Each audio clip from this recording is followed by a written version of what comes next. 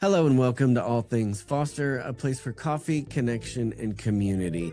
I am recording in Podapalooza, and most of my episodes are long form interviews. These are shorter forms, and so we won't be able to get as deep as we normally do. But Dale Young is a coach for business entrepreneurs, for Christian entrepreneurs. So tell us a little bit about you, Dale. Gosh, that would take way too long, but we'll start out with one of the obvious ones. I'm 72 years old. Oh wow. Most people don't think that, and I did 48 years in the IT profession, and went through a big transition. Really accepted Christ as part of that journey. Became really involved with the Christian side of things, and now as a coach, I help Christian business owners, Christian business entrepreneurs to really focus in on the power of aligning their faith and business. I love that. So you say you went through a big transition. Talk us through that. What did that look like for you? So I prayed the prayer early, age 25 or something, but I really had no life change. And in 1992, I'm sitting around a lunch table. I'm in Australia at the time, working for a government contractor, doing defense contracting and other stuff that I'd have to shoot you if I told you about, type of thing. But really, it was a case of something had changed in the benefits or something. We were all sitting around the table and we were all griping about this change. This change amounted to just a little bit on a great big bonus that we were already getting, right? Yeah. And so I was griping just along with the rest of them, and out of my mouth comes these words. Well, this is just a job. It's not a career. Mm. And I realized in my heart at that moment that I needed something different for my heart. I needed to be headed in a different direction. So 2 years later, I'm no longer in Australia and I've changed jobs. 2 years after that, I've changed jobs again. And I find some satisfaction in computer consulting, not for big companies, but for small companies. And a couple of years after that, I accept Christ in my life and really start changing my life. Billy Graham had a crusade in Dallas, Fort Worth, in 2002. Thought it might be one of his last ones. It turned out no, he did another couple after that. But I was there all 4 nights as a volunteer, and most of those nights I was doing at least two roles. So I'd gotten really deep into it. And I learned a lot through this side. I said it was kind of like a seed had been planted many years ago, and it finally got watered and sprouted. Yeah. Okay. And through some other stuff that led into finding out about coaching, that led into getting coach training, getting my first coaching clients. And so over the years, the coaching went up while the IT work went down. And I just knew that God was leading me in that direction. I think he actually wanted me to probably move a little bit faster than I did. Yeah. Okay. Says that But about all of us. I was kind of waiting for open doors. And, Yeah. finally, not only did the door open, but he actually kind of kicked me out. I'd been praying for something to happen in the IT world, and something did, and I was able to go to part-time in the IT world. And that lasted another 5 years. That was 2016, lasted another 5 years. But 2016 was also painful for me because I went through a divorce at that point of 30-year marriage. 5 years later, I met this amazing woman. We got married, and now it's been 5 years since then. So Awesome. it's been wonderful. Yeah. So you talk about for Christian entrepreneurs aligning your business with your faith. What does that look like? Well, I think for a lot of people, faith is in one world and business is in the other world. Yeah. And they're like two separate worlds. Okay. And I'm not going to pick on the people at one end of the bell curve. Okay. Those are the people that they go to church on Sunday and they don't think about God the rest of the week. That's the secular end. And yes, we all understand that when you start getting everything, it's just like when you're marketing, you don't need to market to two different audiences Right. because you're splitting your power, right? When you get the power of God behind what you're doing in business, then you can make a lot more progress because you've got that power behind you. Yeah. Okay. But the other people on the other end of the bell curve are the people that are so spiritual that they're not going to charge for their services, and they're Yeah. going to give everything away for free, and they're not going to run what they're supposed to do Hmm. as a business. And Yeah. so their business never grows. And what is that doing? Well, that's hiding. Yeah. And I can speak to that a lot because that was what I was doing for Hmm. many years. Yeah. And so I'm actually putting out a book called The Power of Aligning Your Faith in Business. Mm. So when does that Subtitle come out? is The Proven Way to Clear Direction, Fulfilling Results, and Joyful Peace. I love that. So when does that come out? It comes out April 7th, so April just about 7th, 2 weeks just around from the when we corner. record this Okay. All right. And where do they find it? on Amazon. Amazon. Okay.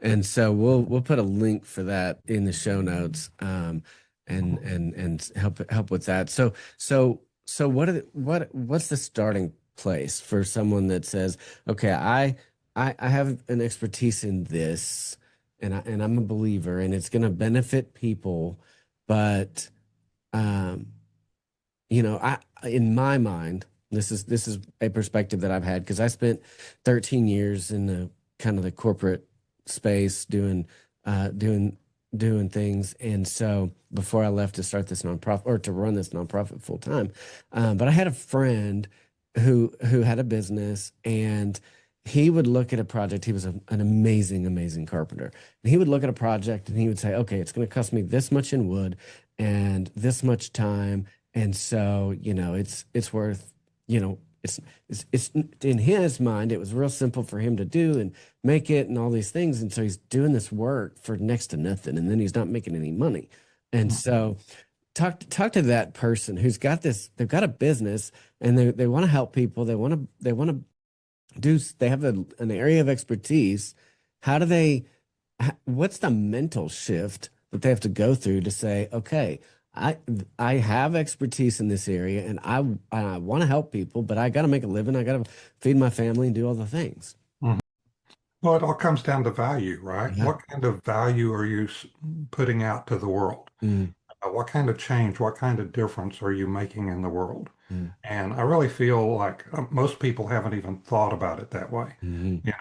They get into a job because their parents recommended it, or because somebody in college told them it was going to be easy or something like that, right? Yeah. And so they don't even think about their own gifts, their own talents.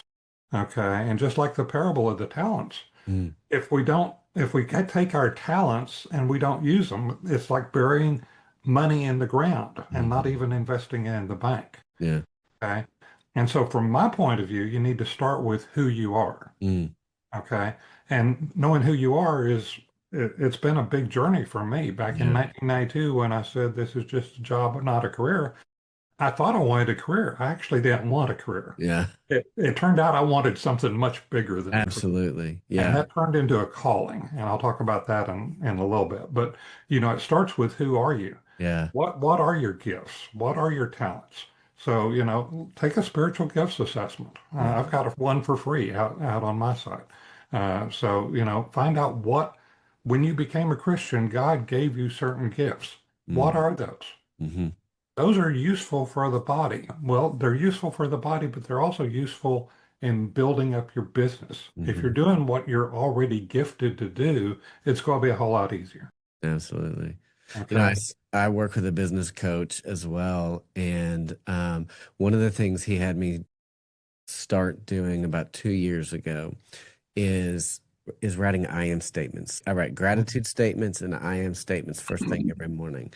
And so I go through the things that I'm thankful for. And then I go through the statements that I'll tell you. I was in foster care. It was an abusive situation that I was adopted into. And so, you know, so it's doing that, I started out, well, I'm writing this, but I don't really believe it, you know? Yeah. And so, one of the things that I write almost every morning is I'm a love saved child of God, right? And making that into who I am. Like Mhm. I do have value. I am important, right? And so yeah, starting with knowing your value, right? Because I mean, God died. Jesus died for us Yeah. because we have value, right? And Jesus so, died for you. Jesus died for me. yeah, That's worth a lot right that's there. Because of that, we are all adopted into the family. exactly. Okay? You've been foster, so you know what adoption's about, kind of thing. Okay, so yeah, one of my statements that I say every morning is, I am the son of the one true King. Mm, So mm, actually, sometimes I say I'm the loved and complete son of the one true King. yeah, like So, that brings us to, find out about who you are. And yeah, I've got, coming from the IT world, I love assessments. I was always the weird one in the IT world that nobody could figure out exactly, because I like to talk to people, but I also did well with computers. yeah, Generally it's one or the other, but yeah. I was one of those both. And so everybody was always trying to figure me out. And so I Mm, took a lot of assessments in the IT world. mhm, And so find some good assessments. And mhm. I've got my own You favorite, got one on your website. What's your website? uh, CoachDale.com. It's still that. That's easy enough. Yeah. And Yeah. you've got an assessment on there. Well, I've got several assessments Okay. that people can get. Yeah. Okay. So my big three on the assessments is spiritual gifts, and Hmm. that I've got one out there for free. Second one is the working genius, uh, Hmm. which I have rebranded as your energy map. Hmm. Because what the working genius does, it tells you how you like to do things. Hmm. A lot of the personality profiles, DISC and Myers-Briggs and whatever, they tell you about who you are, Yeah. but they don't tell you about what you do. Yeah. Working genius tells you how you like to work. Mm. When you know how you like to work, you get more energy from working in those directions, Hmm. and you lose energy if you don't work in those directions. Right. And so you need to figure out, okay, for example, I was always good with computers, so I thought I was a detailed guy. I'm not really a detailed guy. Details frustrate me after a Yeah. while. Yeah. I lose energy if I'm dealing with details for too long. Hmm.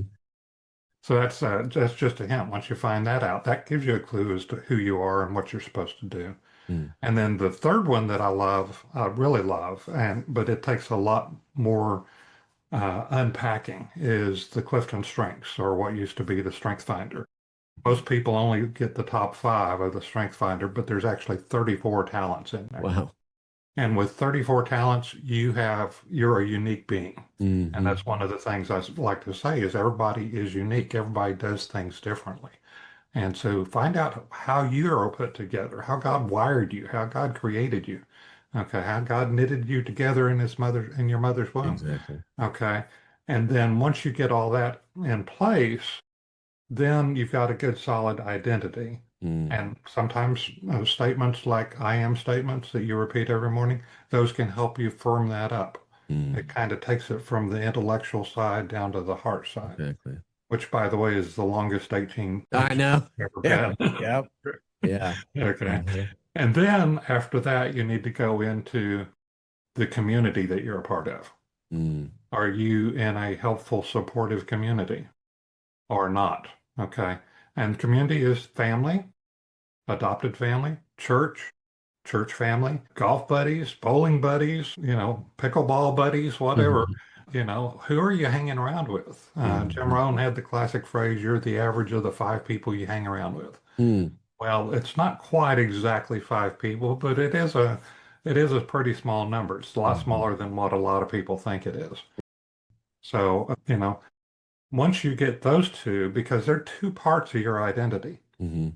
Your identity is always in yourself, singular, but it's always in community as well. Mm. Have you ever seen some people that they go into one community and they're all cheerful and upbeat, and they go into another one, they're all depressed and everything? Mhm. That's a mask if they do Mhm. that. So understanding who you are underneath the mask and being able to take that mask off Mm. and see you for who God really created you to be. Mm. Mm. That's Once good. you get those two parts, then you start adding the calling piece, the why.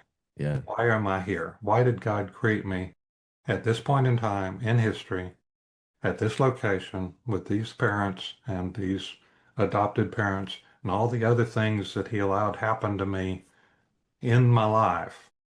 All of that's, God doesn't waste anything. Yeah. It's all about taking you to a place where you can be Mm.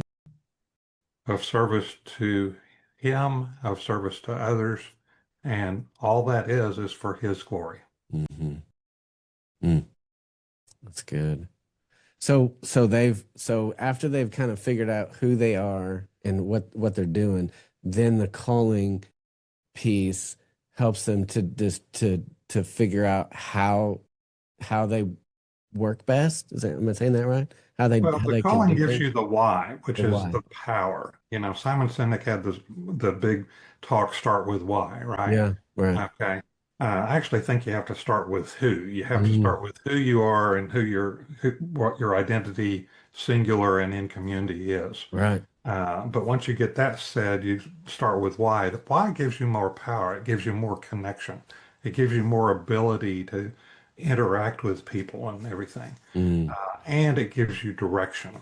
It yeah. gives you direction for the future. If you know your why is to build a legacy of, for example, you want to have all these podcasts episodes that are around for ages because Yeah. they're evergreen, right? Right. And these are going to help foster parents forever. Okay, you plug into that legacy that you're building, you want to go do more of it. Mm-hmm. Okay. And that's kind of the thing that I'm doing with my book is I'm trying to get people to think about these bigger pictures. What are you trying to leave? I like to ask this question of people. What's the difference between an inheritance and a legacy? Mm. Ever think about it that way? Yeah. Yeah. I mean, you want to you want to leave your kids something, but for something, right? Mhm. Like you don't want to just give them a whole bunch of money. You want to give them the ability to do something valuable to help people some way or something like that. I love that idea. So I summarize it like this. An inheritance is what you leave to someone. Mm, A legacy is what you leave in someone. mm. I like that. I like that. And I Well, always very like good. to, every time I say that, I want to say this question. What kind of legacy are you leaving? Yeah, because you're leaving one. Exactly. Period. I mean, you're impacting people in some way somehow. So is it a beneficial good thing that you're leaving, or is it a Yeah. history of abuse? I was talking with a guy yesterday, and he says he wants to leave a legacy such that his name is remembered for 600 generations. Yeah. Wow. You know, Yeah. if he does that, he's going to be in really good company. Yeah. Right. The only person I can think of about that would be, Abraham and Jesus and David and those kinds of. Yeah, I for sure. don't know anybody else that's been around for, Mm, their name's been around for 600 generations, yeah, but, no kidding. Wow. yeah. Well, give us your website one more time. CoachDale.com. CoachDale.com. Very And simple. yep. And the name of your book. The power of aligning your faith and business. Excellent. And like I said, we'll put links in the show notes down there for both. Thank you for coming on and sharing wisdom and experience. Because business and faith, a lot of people try to keep them separate, and they're not. They shouldn't be. They're not. Matter of fact, I added one appendix to my book, and it's Appendix 7, and the title is Jesus, the World's Most Successful Entrepreneur. That's cool. Yeah. Love that. Well, man, thank you, Dale, for coming on. And guys, thank you for listening. Tune into our episode next week. Make sure to like, share, and subscribe. We got a lot of great information on this podcast, and we want it to impact as many foster and adoptive families and the community out there to understand what's going on in foster care and things like that. And so make sure to like, share, and subscribe. Thanks, and have a great day.